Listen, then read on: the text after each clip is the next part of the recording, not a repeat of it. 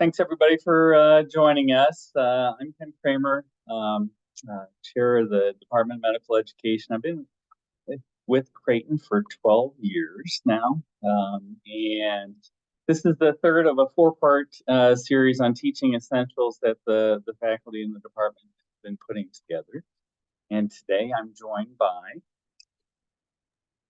my name is Naomi Schmalz. This is actually my second year at Creighton University. I'm in the Department of Medical Education with Ken and several other of the colleagues you've already heard from as part of this series. I am an anatomist by training, like Ken is, but my research interests lie in pedagogical research, medical education in general.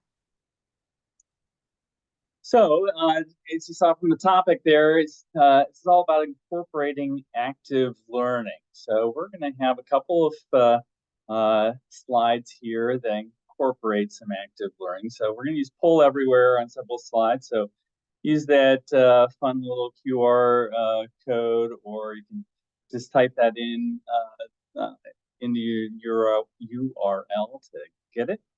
And we'd like to start off with a word or a phrase that you associate with active learning. TBLs. Would agree with that.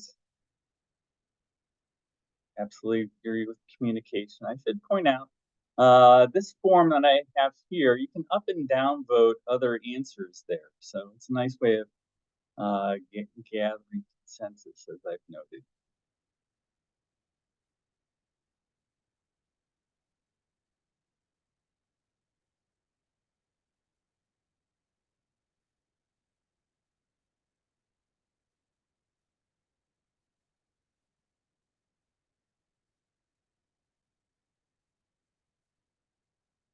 You can also downvote too. That's kind of a fun approach, especially since it's anonymous.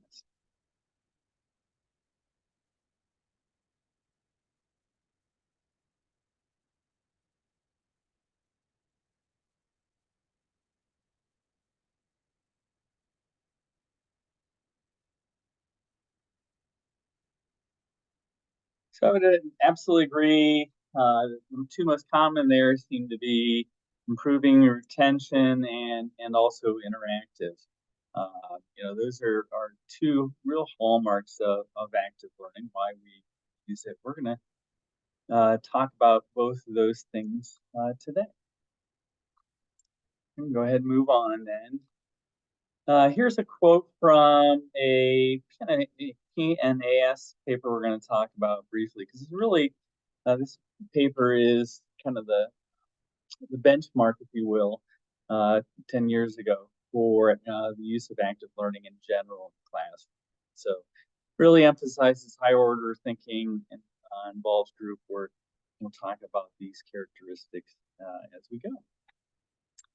So active learning. When the new curriculum for Creighton was created 5 years ago, most of you on this call probably recognize in the pre-clerkship years, it has three components to it. Basic biomedical sciences, clinical skills, and then social context of care.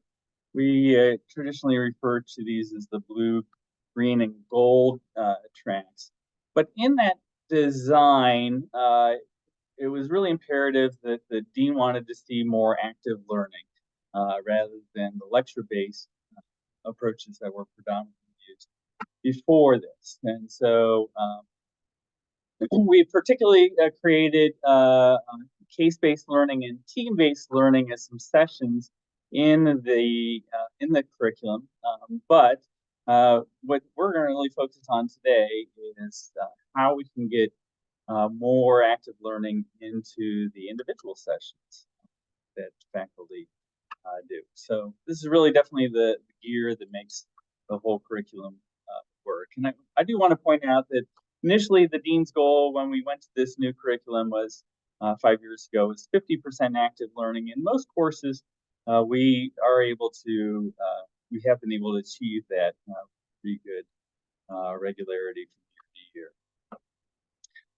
So we're going to as a note here, our goal is really to help you develop some techniques for incorporating active learning.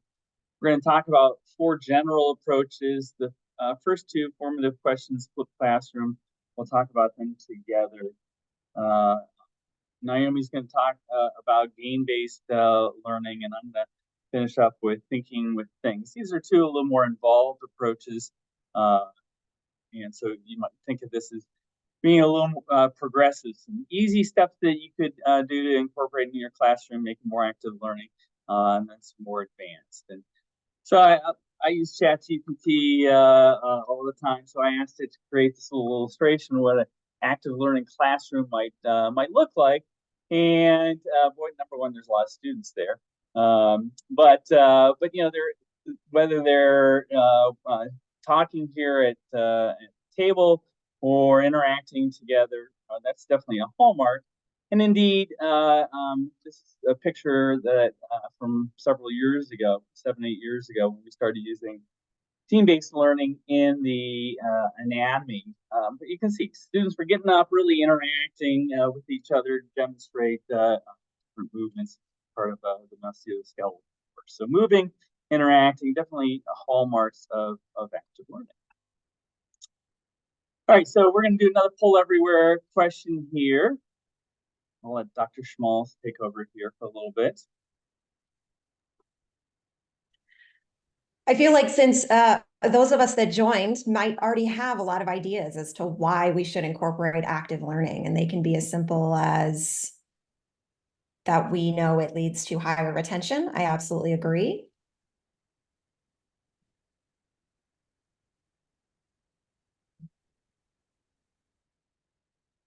Higher engagement, absolutely. Yeah, I love a word cloud. It kind of morphs. So the word cloud feature on Poll Everywhere, if y'all haven't used it, is kind of fun. So similar to kind of Ken's question style earlier, it kind of morphs as more and more people add their thoughts, and words that come up frequently are increasing in size, right? So I'm seeing engagement, absolutely.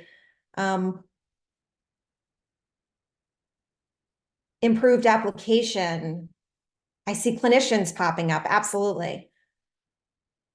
So clinicians being, I would go off of that, saying that as we're training future health professionals, we want them to get practice in actively applying information in these group settings, right? It's going to mimic the type settings that they're actually going into. It's helping improve communication skills. I see that on there. One word that I particularly feel is important that I haven't seen pop up yet is fun. We want students to have fun. I particularly think that active learning provides an opportunity for me to have a good time. Lecturing the same lecture year after year for me might not be as intellectually engaging, but thinking of different ways in which I can engage my students for me is a lot of fun. And then I hope that they feel the same way. So thanks for sharing these ideas. I agree with all of these. All right, we can head to the next slide, Ken. Thank you.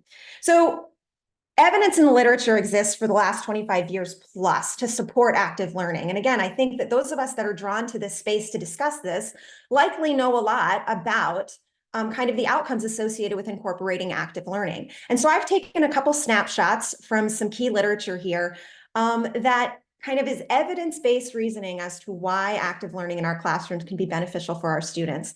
The first being that several papers, but also this kind of formative one by Freeman in 2014, 10 years ago, demonstrated that student performances on assessments actually increase when there's some active learning intentionally incorporated into a course.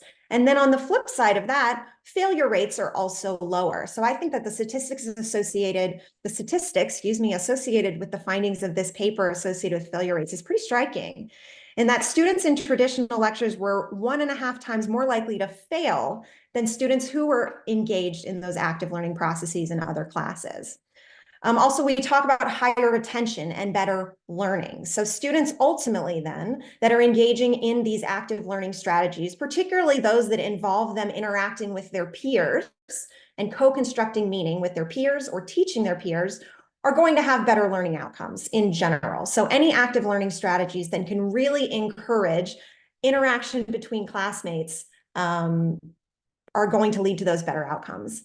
And then lastly, something that I think is particularly important, and we could have an entire talk about this in particular, is that those achievement gaps that we might observe between underrepresented minorities in STEM fields or low-income in STEM fields, low-income students in STEM fields, actually narrow with the incorporation of active learning.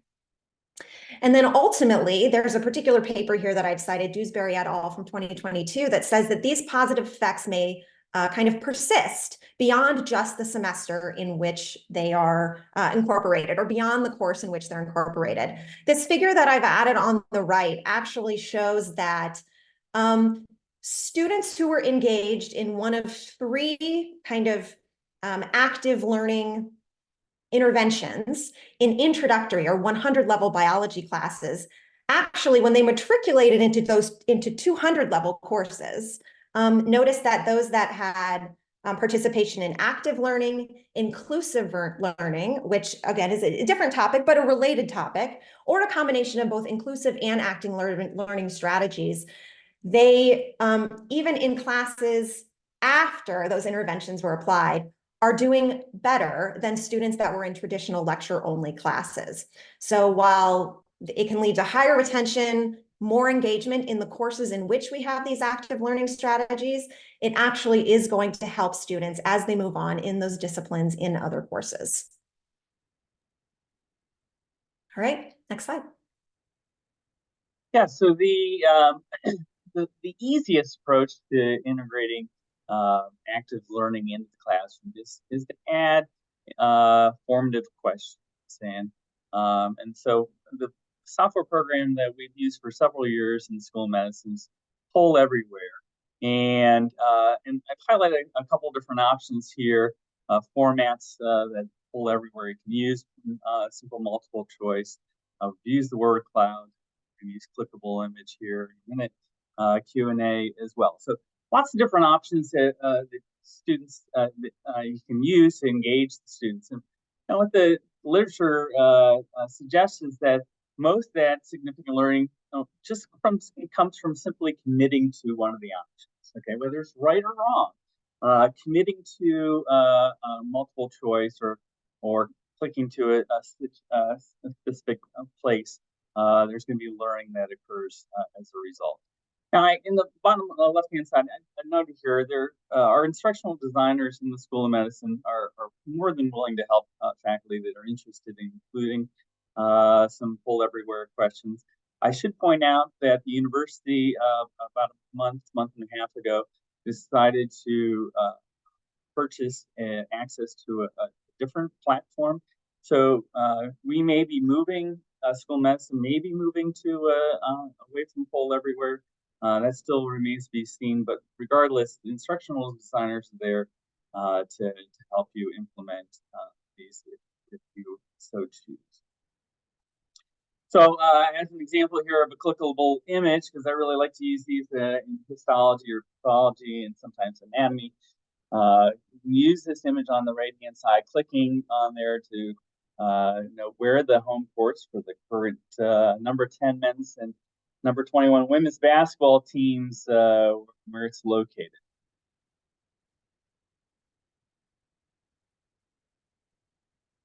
You can see for this clickable image, we can show where the responses are located.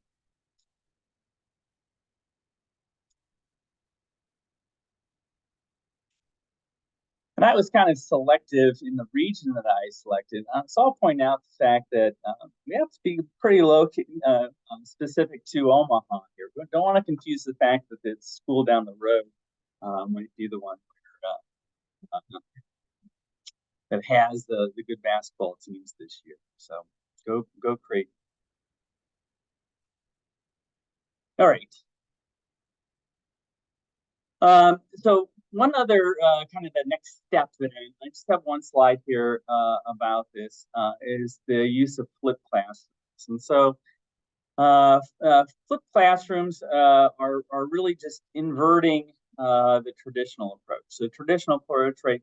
You'd have a lecturer, sometimes give homework, although we certainly don't do that too often in the School of Medicine. But the idea with the flipped is that most of what was going to be traditionally given in a classroom lecture is actually given online early in advance, and so it can really dedicate the time in the classroom to other activities. Now, those different activities could be a series of multiple choice questions, clickable images that you can pull everywhere. And oftentimes, particularly in introductory courses in the M1 year, we'll use that kind of approach uh, for that as an activity. So our pre-work might be in the form of videos, some textbook reading, but that in classroom is usually a lot of clinically oriented multiple choice questions, even case analysis. And as we're going to talk about here, Dr. Schmalz and I, in the next several slides, we'll talk more about two other approaches that you can use for in-classroom activities as well. Now, there are definitely challenges and considerations to consider here. It takes a lot more time to create some of these materials that we're going to talk about. Even creating, 10 to 15 multiple choice clinical vignettes takes a lot of time, and so that has to be considered. But there's so clearly there are a lot of benefits to the students in both their outcomes that we've been talking about, and really to personalize the learning experience for those students. Now, one of the hallmarks, and Dr. Schmalz mentioned at the beginning, was really to get these students to use higher order learning thinking skills. And so for those that spend a lot of time with pedagogy development, certainly know Bloom's taxonomy inside and out. But the general idea here is that what we want these students, particularly as they're getting closer to getting into the clinics, is being able to take some of this foundational information that they've been learning and applying it to clinical scenarios. And even in Bloom's taxonomy, creating. So that's really where the last two parts of our presentation today is going to focus on are some activities that could lead to these really high levels of Bloom's taxonomy. All right, Dr. Schmalz, you want to jump in? Sure. So, okay, so moving on from kind of how we can incorporate formative questions and then how kind of formative questions can be integrated into something that creates a little bit more intensive design like a flipped classroom, we're going to talk about game-based learning. So there's two terms I want to introduce here. So you'll see gamification. So the resource linked at the bottom of this slide uses the term gamification. I chose to use game-based learning. If you look into the literature that that utilizes the term gamification, sometimes your search gets narrowed to video gaming. So this term gamification typically has been associated with people in various disciplines that are creating virtual reality or kind of more video game-like simulations to help deliver content or help students review content. I decided to expand that term beyond something way outside of my interest and expertise, beyond maybe Super Mario Brothers when I was young, to just something game-based learning. My game interests, as you'll see, are a lot more simple than video games. But anyways, game-based learning is based on the idea that gaming, and this is board games, card games, video games, any type of games, there's a lot of similar themes with gaming and learning. And so it's kind of utilizing these similarities to benefit students. So in any type games you might be interested in, exploring new worlds, quests, earning points, badges, also competing with your friends or collaborating with your friends in cooperative type games. Also learning from your failures, which I learned from my failures playing games against my husband all the time, since he happens to be incredibly good at them. But all of these different things can be applied to a learning space now, where we can have students use games to explore new subjects and topics, earn awards, or compete against each other, or collaborate with each other in a type of game. Also through the process, Similarly, in a learning environment, they're going to be learning from their failures. Why did they miss that question, that Jeopardy question? Or why did their team perhaps not perform as well in a particular task than another? One of the things that is similar but different, in my opinion, between gaming and learning is that in a game-like setting, there's often a time limit to that game. Similar in a learning space, in that you can isolate, create a time limit, some sort of brief activity. So we'll talk about this at the end, but some challenges we might perceive to incorporating active learning might be time constraints. Designing a game that has a very fixed start and end time or is limited to some time limit kind of might help us approach it, or it might feel more accessible, right? And also the stress or the excitement associated with playing these games can really get students excited about the content and thinking on their feet, right? Applying that material in an active way and in a quick way. All right, let's go to the next slide. So there are a lot of different games that you can kind of create or find on the internet within your discipline. So I've just created a couple examples here. So starting at the top, something that I think people have incorporated into courses relatively quickly is trivia style or Jeopardy style review games. So in the top right, I've listed some kind of buzzwords associated with that. I have Canvas there. By Canvas, I mean Blue Line. So the Creighton branded Canvas. There are quizzing tools that students can access via Canvas that you could use for a game during class. Kahoot is a fun one with students. This is also a platform that you can create questions. It is behind somewhat of a paywall now. However, students, I believe, have free access. So I'll talk about how you might get students interacting with Kahoot in a meaningful way. Quizlet Live is also another online kind of open access version where you can create questions and it will tally points in a Jeopardy style way so that students are interacting virtually with the game. There's usually music and sound effects, and they can compete against one another in that type setting. Another game that is a commercial game, but that you can then adapt to your discipline. There's several examples of those. One of which I've highlighted on here, which is histology bingo. So I teach microscopic anatomy in our musculoskeletal and integumentary systems block for the medical students. And I went out one night and played music bingo at a bar. And I was like, gosh, that was fun. Everybody loves bingo. And so I decided to create a histology version of that. And so here's an example. It was a review activity that we did just for the last 30 minutes before their exam of a session where I was able to carve out just 30 minutes of time, handed out bingo cards, and students then played bingo by answering prompts and images that were put on the screen just to help them review some histology. Additionally, I wanted to highlight a really interesting video that I stumbled across where an individual, now he's in medical education in Beijing, but he actually created a physical escape room to help students walk through the pharmacology associated with the cardiovascular system. So this video, it's just 16 minutes long, but he goes through the process of development of this game. If any of you have ever participated in an escape room where you and a team have to answer puzzles and solve riddles and things in order to progress through the game. He actually designed an escape room. So whether you could use his escape room, I think it's very niche, the one he created. However, I think it's a great jumping off point to discover how you can get your students engaged in a similar kind of riddle-based activity.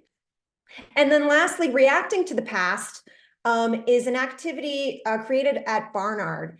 And what reacting to the past does, it actually is a role-playing game that students choose roles within a particular theme, and through debate and the roles of these historical figures or whoever it might be, through this interaction, through this role playing, they're actually learning about the content. And so an example that I've dropped here is about Charles Darwin. So this particular kind of set is available.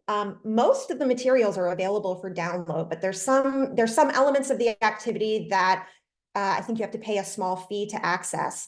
But these reacting to the past role-playing modules have been created and are all available at this website across several disciplines. So again, kind of something beyond what I may have been to create in the 30 minutes I had to play histology bingo, but certainly worth looking through to see if you can grab any ideas from how other individuals have designed these role-playing games. Yeah, I want to add. So I noticed that in the chat, Jessica's pointed out that there are instructional designers in Center for Faculty Excellence that can help you with some of these things. In particular, what Dr. Schmalz just mentioned about escape room. There are people in the Center for Faculty Excellence that have experience with creating escape rooms on the undergrad side. So I know there's a lot of enthusiasm for doing that in the university. Great. All right. We'll move on then to the last topic here, thinking with things. And this all stems actually almost 200 years ago. Friedrich Frobel, who was a German education specialist. He's the one that coined the word kindergarten, and created this whole set of gifts, what he called them, or tools that had younger kids obviously working with in exploring. And so there were three essential hallmarks of these Frobel gifts. And number one, they had different shapes and sizes, and encouraging hands-on exploration. Another one was he had set them up very deliberately so that the students were sequentially learning things, and at the same time that they were developing things beyond just simply learning to create different structures with these tools, but they were actually developing more motor and creative skills. And so, while these are certainly important in kindergarten development, we know that in STEM disciplines, this idea of thinking or teaching with things has been really supported to show that students more motivated, retain the information better. And what I have always found interesting, and I've seen this again and again when I work with the students, is that over the course of doing an activity, there's definitely a decrease in the cognitive load. So if we take some more difficult topics, or at least topics that have typically been more challenging to students, and we do an activity that involves more hands-on, that they actually end up being more at ease with that content, and certainly retaining it longer. So some suggestions here in creating a creative environment, i.e., beyond the creative environment. When I think of it, sometimes some of my best ideas come from being in the shower. But in fact, in the classroom, right, we can definitely create create a creative environment using some specific approaches. So, for example, starting with the educational and learning objectives, and we really tried to emphasize this for all of our sessions in the School of Medicine, because especially when we have now that we have two campuses, having to have the sessions on both campuses meet the same set of learning objectives, it makes sense that if we're going to create something, an interactive learning environment, you got to start with the educational goals. In particular, what are some of the problem solving or other associated skills that you want the students to learn? I can't say enough that you choosing materials very deliberately that encourage manipulation is really important, because, and I highlight this because this is really critical, and one of the main reasons why I like to use this approach over the years is that students will tinker. It's a very Ignatian pedagogy here, that you can see them reflecting as they're creating. And so that idea of active reflection is certainly very much in the Creighton Jesuit tradition. So I will give you an example here, one that I did last month. I was teaching in Rwanda, medical school there. So students were talking. It was an introduction to neuro, and so we were talking about motor and sensory nerves and how they form a reflex. And so I had them make both a multipolar motor neuron and pseudo-unipolar sensory neuron, and then had them work out how the cell bodies formed this reflex art. And so you can see some students chose to actually draw a little bit of the spinal cord here. Some chose to make interneurons here. But there was a lot of work together. And I'll tell you what, there are a few things I've gotten a lot of feedback on, and that was definitely one of the best experiences.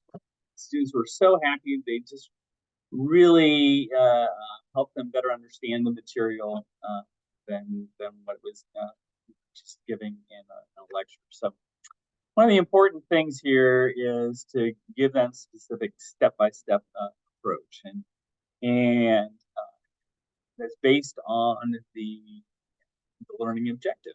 So if you want them to understand the cell biology of neuron, if you want them to understand the gross anatomy of how those neurons are organized, then using that step-by-step approach, some of the early steps here that I gave them are highlighted in this slide. And while I focus on the neuro anatomy here, there's certainly plenty of other examples. So this book, it's a really easy read by Sarah Kuhn from a couple of years ago. She had a couple of examples. She hated math, but she created this crocheting approach to helping students better understand hyperbolic planes. She also had them create a convertible sleeping bag. And these students, this was a long-term project. This just wasn't in the classroom for that one day. But they took a backpack and a jacket and sewed it all together. It's really creative use of simple tools. And another one here, example, a colleague of mine had the students use Play-Doh again as part of a discussion around embryonic stem cells. And so I don't remember all the details here, but these are scales here to illustrate that the pros and cons of using embryonic stem cells. There are lots of factors that need to be considered. So, this thinking with things isn't certainly just limited to anatomy or histology or pathology. It can be used for a wide range of subjects. All right, so we're going to take just a couple minutes here. And if you have paper, pencil, or whatever, then that'll be fine. If you want to be a little more creative and just use paper, that'd be fine too. But what I want everybody to do is take a few minutes, create a model of one thing or person that you like to have in your learning environment. Okay, so just take a couple minutes.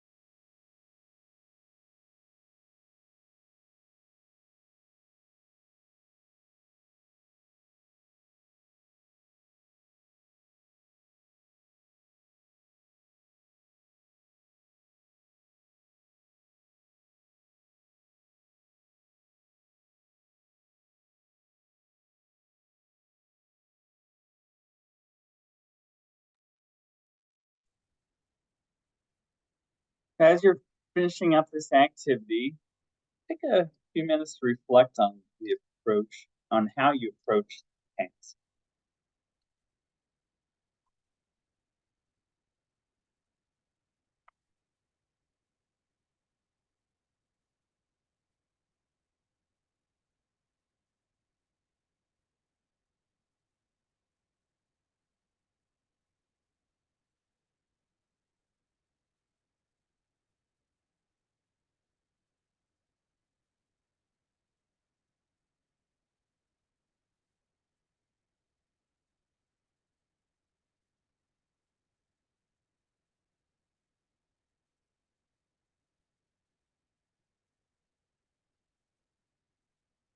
So I'll share. I like to in my learning environment, I like to have several different screens. So whether it's because I'm on Zoom or just like to have lots of different uh, resources available to me. So I took some paper here and created a little monitor, a couple little monitors here that I have around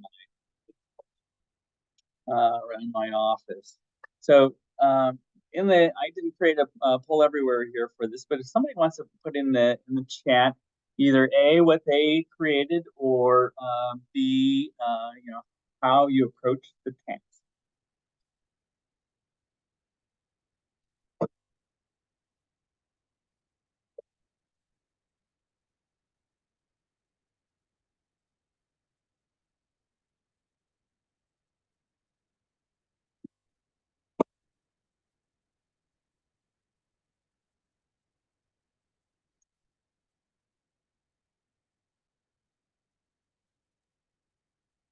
I'll go.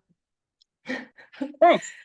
I'm limited in resources here. But I was digging through my cosmetic bags and I found a cosmetic mirror, tiny one, and I propped it up on a chapstick because what I want to see, just to represent a person, I suppose, a very tiny person, to represent kind of the enthusiasm and understanding of the topic I'm presenting. I want to see that reflected in the students that I'm working with in an educational space. Excellent. And you actually, thank you, Lauren. Yes, Google Docs. Boy, is that a really common tool for students in the classroom. Nice use of sticky notes, Holly. I like that.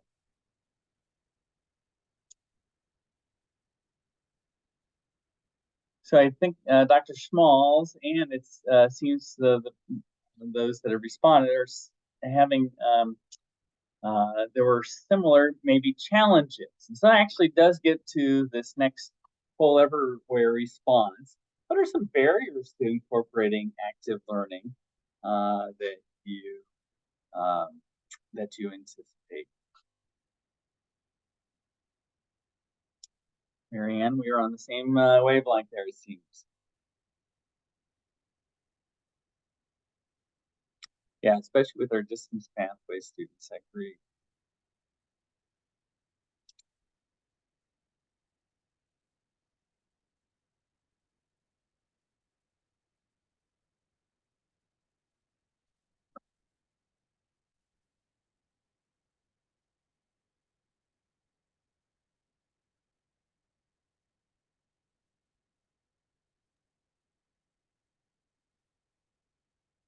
I'm seeing some kind of logistical concerns, but the one that's remaining the biggest is attendance. And Yeah. to me, I'm going to kind of interpret attendance as meaning student buy-in, right? Or student interest in being physically present or virtually present, I suppose.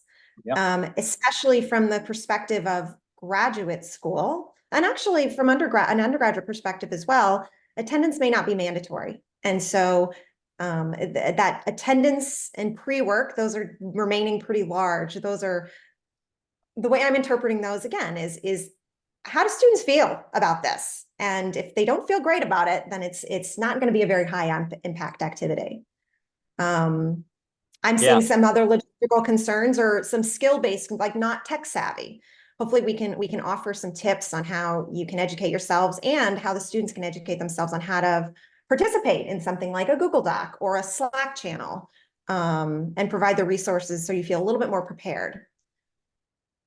Yeah, so just to let you know, having an activity that we hadn't given you any warning was going to be coming is a good way to emphasize the fact that having a good amount of preparation, right, a good amount of pre-work there, communication to your students about what are some of the activities, right? It became glaringly obvious as we're searching around through cosmetics or pieces of paper to do the activity. And the other, I would absolutely agree with attendance. And Dr. Jackson knows this all well because we've had a lot of discussions with the faculty on both campuses about the poor attendance among particularly our pre-clerkship medical students. And so, if you are going to spend a lot of time in creating an active learning, there is a lot of discussion that we can make these sessions required. And so if that's something that you want to see happen, talk to the course directors or the component directors, myself, Dr. Jackson, Dr. Cohen, or Dr. Pisari here in Phoenix or in Omaha for them too. All right. Dr. Schmalz, you want to finish it up then? Yeah, thanks for your engagement with that last word cloud. I think that when I approach a session like this, I'm very quick to say, I can't do that. I could never do that. Like those barriers arise pretty quickly. But I imagine that because we're here, we're solutions-oriented people. We want to see students meaningfully engaged in what we know are high-impact educational practices. So hopefully we can offer some tips here to help you overcome some perceived and very real barriers to really making those activities count. Dr. Kramer makes a great point, is that we put the time and energy into designing them. We want to see those people there. We want to make sure the barriers to participation, active participation, are low or non-existent. So I saw one of the themes that popped up on the word cloud was time, limited faculty time, or maybe limited student time, right? One of the ways that you might consider overcoming what you perceive to be a time constraint, or what is actually a real time constraint, say, hey, I only have an hour to cover this entire chapter. How am I going to make that count? One of the strategies is to flip the classroom. And Dr. Kramer mentioned this earlier in the section about flipped classroom. You can swap direct instruction and homework. So just didactic sessions that could be in the form of short videos accessed on YouTube or pre-recorded using Panopto, or short lecture files, or say a research article that you want students to be able to engage in a discussion about. Assign that up front, right? Say, the expectation is that you arrive having viewed or read this content, and that might clear up some space during your actual class session to engage in that active learning. There's a lot of classroom technologies within Blue Line as well. Beyond just Blue Line, or what I have written here, Canvas, there's some classroom technology that can allow you to speed grade. So if you are doing formative questions, or if you are engaging in some sort of formative assessment active learning in the classroom, see what classroom technology is available to allow you. It could be AI assisted to quickly pick out themes of short answers or qualitative responses, right? There might be technology that allows you to more quickly kind of move through that active learning session. I also saw some things on the word cloud associating with maybe not feeling as confident with some of those technological resources.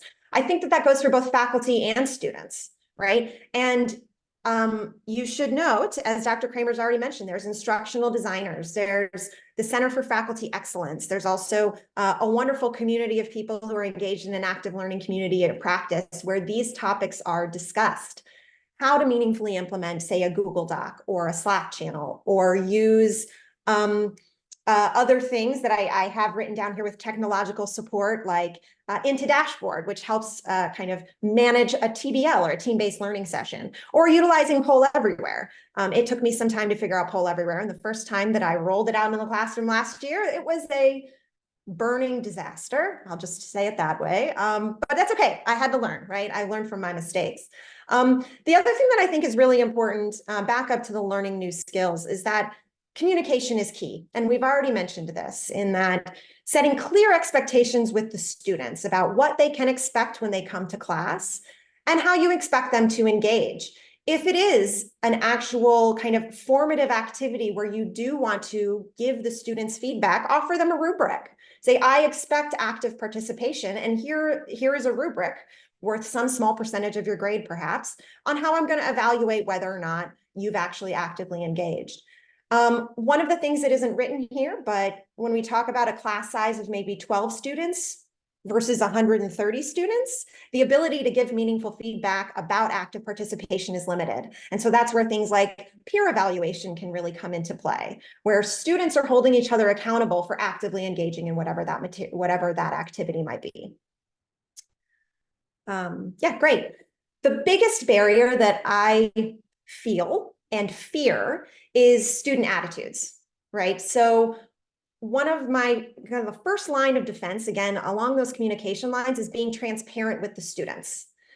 Transparency in the form of, we want the students to become kind of self-directed learners, right? And so we want them to understand, I'm not just implementing active learning because I thought it would be fun. I'm doing it because it is a high impact learning activity that is going to help you achieve these outcomes. So you want to ensure alignment. What is that learning outcome? What is that learning objectives that you want to target, or that collection that you want to target with that activity? And then also, why not let students in on the secret? Active learning leads to better performance, right? So the more they know about the benefits of this activity and what the intended goals are, hopefully buy-in will increase. Inviting and sharing feedback from the students. It's always good to ask them how it went. Did you find this activity kind of fun and engaging? Or do you feel as though your confidence going into an exam or an assessment is better now? Or do you better understand how to formulate an argument by being able to do that with your group, right? So there's different ways that you can kind of gauge how the students are doing by collecting feedback and also showing that you're invested in a positive experience. One of the things I think that also popped up on the word cloud is students not arriving prepared. So in the event that your active learning session requires some prep work, you know that students who don't do the prep work aren't going to potentially get the most out of the activity. And so it's observing what students that might ring true for and asking them, how can I help you better prepare? What is it that's keeping you from being able to arrive prepared? And kind of maintaining a conversation with them about what barriers they perceive. I think a major theme about student attitude also that isn't written here, but it's all about institutional culture. I'm very thankful that I have landed in a place that supports active learning, but I've been at institutions in the past where the culture might be swimming against the current to try to integrate these more active learning pedagogies. And I do think, my own belief, and I'm sure Dr. Kramer will have an opinion here, is that typically that culture comes from the top, right? If your leadership supports that you're integrating these practices because of evidence that suggests that they're high impact, then that kind of trickles downstream to the students as well. I've found that in general, active learning is something that the students, at least in the School of Medicine, where I do my most of my teaching, are more open to active learning pedagogies, but that might not be the case where you are. And so it's trying to evaluate, where is that cultural understanding being shaped, and what might I be able to do to start a conversation about reshaping it to align with active learning.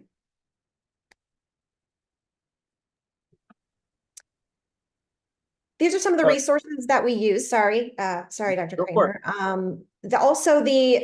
want to draw your attention to kind of number 4, which was where you can get some ideas about gamification in in higher ed. And again, that's not specific to medical education. That kind of transcends all disciplines. So there's a lot of great ideas in that series offered by the University of Chicago. Yeah, in hindsight, we didn't put our email addresses here at the end. And so we have the continuing ed credit information. And I see that Um, Jessica's put links there in the chat uh, so you can take it directly to that survey. We will include that in the slides that are shared with you after the recording, because we definitely want to be a resource for you. Either we can answer questions or point you in the right directions. Thank you, Dr. Schmalz. Look at that, one step ahead. Are there any questions that we could address? You're welcome, Terry. Thanks. I hope everybody's mind is wheels are turning on hopefully getting some ideas or some directions to go kind of seek out some activities to incorporate. Thank you. Thank you so much, Naomi and Ken, for providing us with such great tips. There is one question in the chat that came to me. What do you do with learners that don't want to actively engage? Yeah, I think I'll start. Dr. Schmalz, I think, pointed out having a conversation with them is really key, because usually there's an underlying reason there, and if we can better understand what that reason is, I think that most students can come around to it. And most of the time, it corrects itself, if you will, meaning that you have a creative, engaging environment. Other students are having fun. Usually the person that's sitting on the sideline realizes, hey, maybe I should try to be a little more involved here. And so most of the time I've seen that those problems go away, but I think having a meaningful conversation is the best approach. I agree. I would just add that in settings, and we've probably all been in them ourselves, professional and in settings where there might be a group, an interpersonal hiccup within a group of students, perhaps. Sometimes starting that conversation when you observe a lack of engagement, sometimes it boils down to a bigger professionalism issue, or something, some way that you might engage a group with a conversation, or engage a student with a conversation about how they can advocate for themselves in a group setting. So sometimes it's group dynamics that can reveal themselves as a barrier, and just starting a conversation is the best way, to me, the best place to start. And I liked your idea when you talked about the students creating the game, or the students creating the question, or then they have a way to interact with their peers that they want to come prepared. With that flipped classroom idea, maybe not just reading an article or watching a video, but actually bringing something to the table, I think would increase engagement as well. Yeah, thank you for bringing that back. I forgot, I said I was going to circle back to that. Thank you. One project that I had students do in my class, last fall, was they needed to create some sort of active learning activity. And so having them, engage not only helps them learn by assigning that activity, but they've got to kind of assess their peers and say, what do my peers enjoy, or what can we all do together to help all of us? And that's a nice way to, encourage collaboration, but then also help students, connect their own personal interests to the content by taking some ownership over the activity. Thank you.